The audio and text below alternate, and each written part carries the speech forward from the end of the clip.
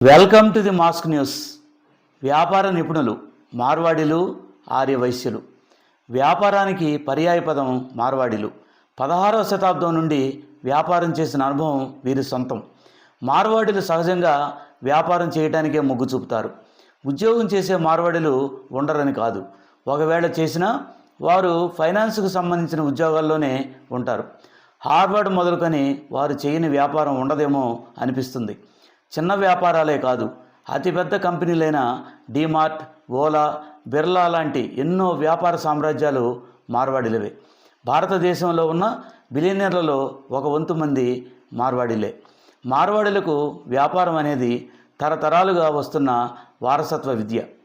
మీరు కొత్తగా వ్యాపారంలోకి వస్తున్నట్టయితే ఏ MBA కాలేజీలో నేర్పని బిజినెస్ పాఠాలు వారిని చూసి నేర్చుకోవచ్చు.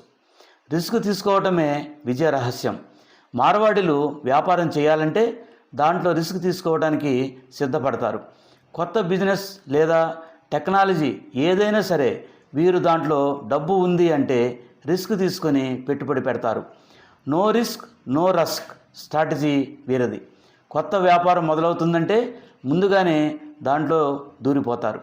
కాంపిటీషన్ లేనప్పుడే రంగంలోకి దూకేస్తే రూల్ చేయవచ్చు అనే సిద్ధాంతం వీరిది. ఖర్చుని అదుపులో పెడితే అదే లాభం.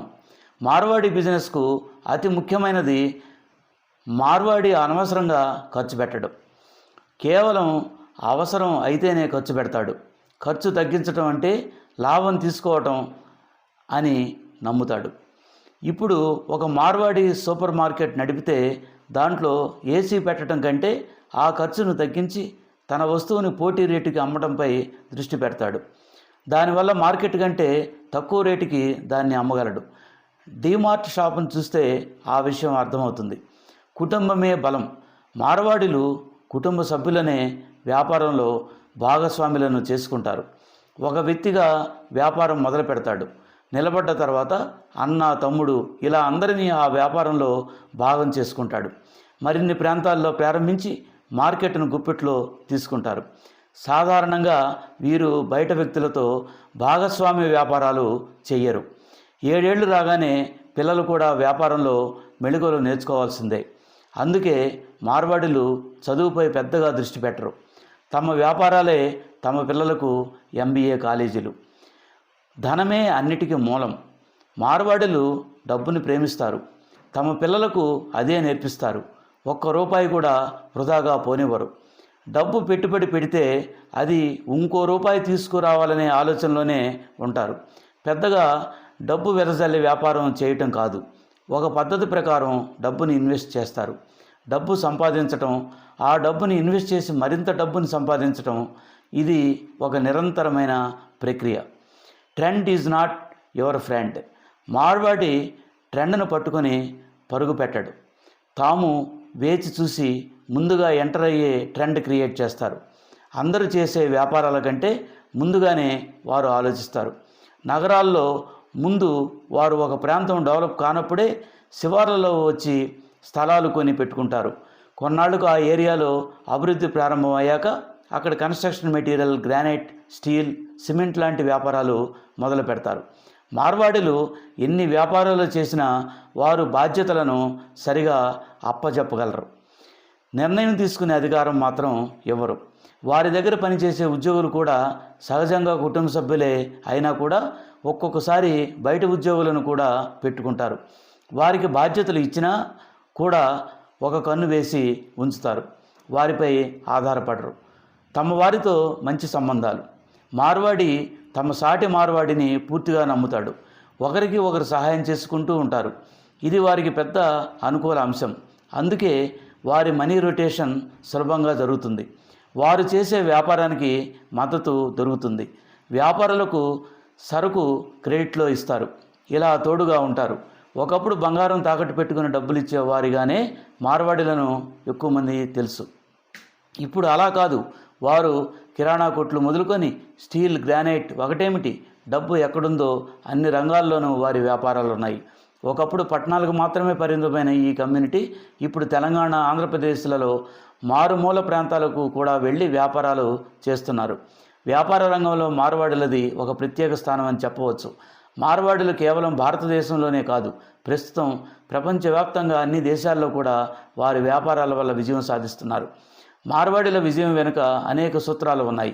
అందులో అత్యంత ముఖ్యమైనది 1000 రోజుల ప్రణాళిక. మార్వాడీలు తమ వ్యాపారంలో అత్యంత ప్రాథమికంగా భావించేది 1000 రోజుల ప్రణాళిక అని చెప్పవచ్చు. సుమారు 3 సంవత్సరాల ప్రణాళికతో మార్వాడీలు తమ బిజినెస్ చేస్తారు. ఈ 3 సంవత్సరాల కాలంలో ఎన్ని కష్టాలు వచ్చినా, నష్టాలు వచ్చినా పట్టుదలతో తమ బిజినెస్ కొనసాగిస్తారు. ఇలా 3 సంవత్సరాల పాటు బిజినెస్ కొనసాగించినట్లయితే ఖచ్చితంగా విజయం సాధిస్తామని మార్వాడి సాంప్రదాయం చెబుతుంది. చాలామంది మార్వాడీలు అనుభవరీత్యా ఈ సూత్రాన్ని తయారు చేశారు. ఇది కేవలం బిజినెస్ కోసం మాత్రమే కాదు, మన జీవితంలో ఏదైనా కష్టపడి సాధించాలి అనుకున్నట్లయితే అందుకు టార్గెట్ సమయం 1000 రోజులు కేటాయించాలని మేనేజ్మెంట్ నిపుణులు కూడా సూచిస్తున్నారు. నిజానికి మార్వాడీలు ఏ బిజినెస్ స్కూల్లో కానీ MBA గ్రాడ్యుయేషన్ కానీ చేయలేదు. కేవలం తమ సాంప్రదాయ రీత్యా, అనుభవాల రీత్యా పెద్దలు చెప్పిన మాటలనే పాటిస్తూ వ్యాపార రంగంలో నేడు ప్రపంచంలోనే మేటిగా రాణిస్తున్నారు. అమెరికాలోని వాల్ స్ట్రీట్ నుంచి హైదరాబాదులోని బేగం బజార్ వరకు మార్వాడీలు పాటించే సక్సెస్ సీక్రెట్ ఇదే అని చెప్పవచ్చు. వాళ్ళ పెద్దల మాటలను బట్టి ఏదైనా ఒక వ్యాపారం ప్రారంభిస్తే దందా 1000 దిన్ చెలే అనే సూత్రంతో మొదలు పెడతారు. ఈ 1000 రోజులకు కాన్సెప్ట్ వెనక ఉన్న అసలు ఉద్దేశం, ఏదైనా ఒక వ్యాపారం ప్రారంభించిన ప్రారంభంలోనే సక్సెస్ రాకపోవచ్చు. ఆ వ్యాపారాన్ని 3 సంవత్సరాల పాటు, అంటే 1000 రోజుల పాటు ఒక ప్రణాళిక ప్రకారం ఓర్పుతో కష్టపడి కస్టమర్ల విశ్వాసం సంపాదిస్తూ వ్యాపారం చేస్తే ఖచ్చితంగా విజయం సాధిస్తామని మార్వాడీలు నమ్ముతారు. నిజానికి 1000 రోజుల పాటు కేవలం కష్టపడితే సరిపోదు, అందుకు తగిన కృషి కూడా చేయాల్సి ఉంటుంది. మార్వాడీల వ్యాపార ఆధిపత్యంపై తెలంగాణలో వ్యతిరేకతకు గల కారణాలు. మార్వాడీలు స్థానిక వ్యాపారులకు పోటీగా నిలుస్తున్నారు. దీనివల్ల స్థానికులకు ఉపాధి అవకాశాలు తగ్గుతున్నాయి. కొంతమంది మార్వాడీలు ఇక్కడికి వచ్చి స్థానిక వ్యాపారాలను దెబ్బతీస్తున్నారని స్థానికులు ఆరోపిస్తున్నారు. పార్కింగ్ వివాదంలో మార్వాడీలు స్థానికులను కొట్టడంతో ఈ వివాదం మరింత పెరిగింది. మార్వాడీలు అన్ని రకాల వ్యాపారాల్లో ఆధిపత్యం చెలాయిస్తున్నారని, స్థానిక వ్యాపారులకు ఇది నష్టం కలిగిస్తుందని భావిస్తున్నారు. ఈ కారణంగా తెలంగాణలోని కొన్ని ప్రాంతాల్లో మార్వాడీలకు వ్యతిరేకంగా బంద్ నిర్వహించారు. స్థానికులు మార్వాడీ వ్యాపారాలపై పలు ఆరోపణలు చేస్తున్నారు.